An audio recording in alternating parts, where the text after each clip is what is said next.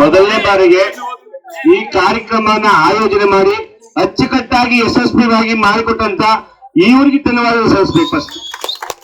ಯಾಕಪ್ಪ ಅಂದ್ರೆ ಬಾಬಾ ಸಾಹೇಬ್ ಅಂಬೇಡ್ಕರ್ ಹೇಳಿದಂಗೆ ಒಗ್ಗಟ್ಟಿನಲ್ಲಿ ಬಲ ಇರ್ತದೆ. ಒಗ್ಗಟ್ಟು ಬಹಳ ಇಂಪಾರ್ಟೆಂಟ್ ಇಲ್ಲಿ.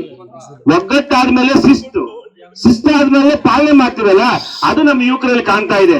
ನೀವು ಎಷ್ಟು ಒಗ್ಗಟ್ಟಾಗಿದ್ದೀರಿ ಅಂದ್ರೆ ನಿಮ್ಮ ಈ ಶಿಸ್ತು ಬಹಳ ಚೆನ್ನಾಗಿ ಅಚ್ಚುಕಟ್ಟಾಗಿ ಕಾಣಿಸ್ತಾ ಇದೆ ಬಂಧುಗಳೇ. ಇವತ್ತು ಬಾಬಾ ಸಾಹೇಬ್ ಅಂಬೇಡ್ಕರ್ ಅವರ ಹೆಸರನ್ನ ನಾವು ಉಲ್ಲೇಖ ಮಾಡ್ತಾ ಇದೀವಿ ಇಲ್ಲಿ. ಜೈ ಭೀಮ್ ಅನ್ನೋ ಪದಕ್ಕೆ ಎಷ್ಟು ಗೌರವ ಇದೆ ಅಂದ್ರೆ ನಾವು ಈ ಊಹಿಸ್ಕೊಳ್ಳಕ್ ಕೂಡ ಆಗೋದಿಲ್ಲ, ಅಷ್ಟು ಬಲ ಇದೆ ಜೈ ಭೀಮ್ ಅನ್ನೋ ಪದದಲ್ಲಿ. ಅಂತ ಬಲ ಇಟ್ಕೊಂಡು ನೀವು ಈ ಟೂರ್ನಮೆಂಟ್ ಮಾಡಿದ್ರಲ್ಲ, ನಿಜವಾಗ್ಲೂ ನಾನು ನಿಮ್ಗೆ ಚಲನೆ ಹೇಳ್ತೀನಿ.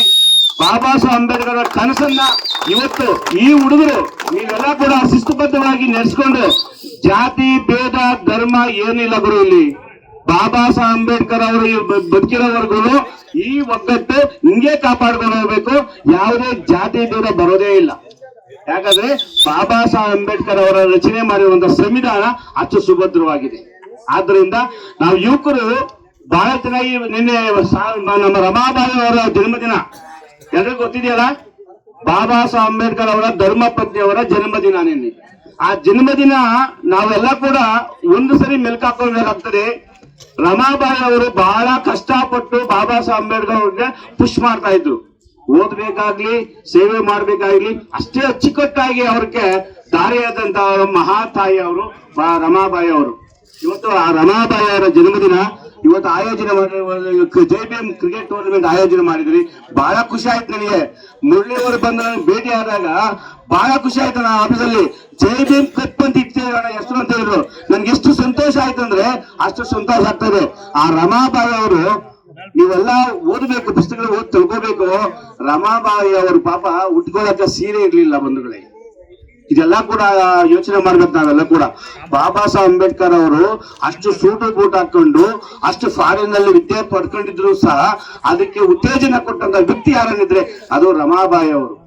ಚಿಕ್ಕ ವಯಸ್ಸಕ್ಕೆ ಮದುವೆ ಆಗಿ ಆ ಅಮ್ಮ ಎಷ್ಟು ತ್ಯಾಗ ಮಾಡಿದ್ರಂದ್ರೆ, ಬಾಬಾ ಸಾಹೇಬ್ ಅಂಬೇಡ್ಕರ್ ಅವರು ವಿದೇಶದಿಂದ ಬರ್ಬೇಕಾದ್ರೆ, ಉನ್ನತ ಮಟ್ಟದ ವ್ಯಾಸಂಗ ಮಾಡಿ ಬರ್ಬೇಕಾದ್ರೆ 1.5 ಕಿಲೋಮೀಟರ್ ದೂರ ನಿಂತಿರ್ತಾರೆ ರಮಾಬಾಯಿ ಅವರು.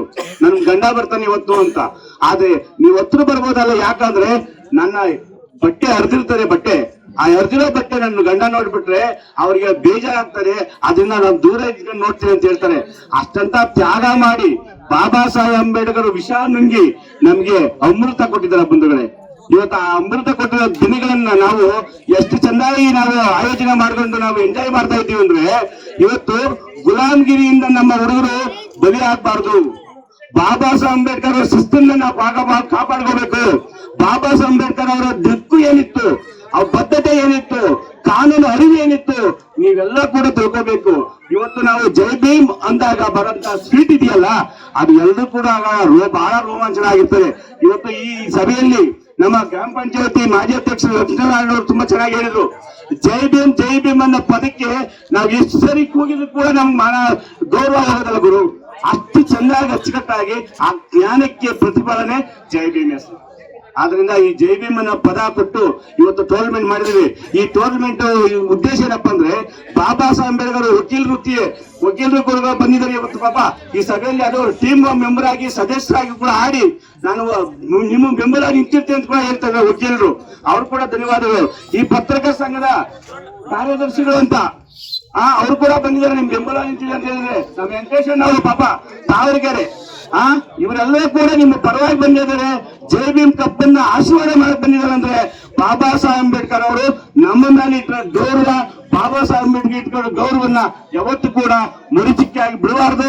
ನಾವು ಎಲ್ಲಿ ಕೂಡ ಜೈ ಭೀಮ್ ಅನ್ನೋ ಪದಕ್ಕೆ ಅರ್ಥ ಕೊಡ್ಬೇಕಾದ್ರೆ ನಾವೆಲ್ಲ ಒಗ್ಗಟ್ಟು ಕಾಪಾಡಬೇಕು ಅಂತ ಮತ್ತೊಂದು ಸರಿ ಈ ಆಯೋಜನೆ ಮಾಡಿರುವಂತ ಹುಡುಗ ಇನ್ನೊಂದ್ಸರಿ ಜೈ ಭೀಮ್ ಶುಭಾಶಯ ಹೇಳುತ್ತಾ ಎಲ್ರಿಗೂ ಜೈ ಭೀಮ್ ವಂದನೆಗಳು. ಜೈ ಭೀಮ್, ಜೈ ಭಾರತ್.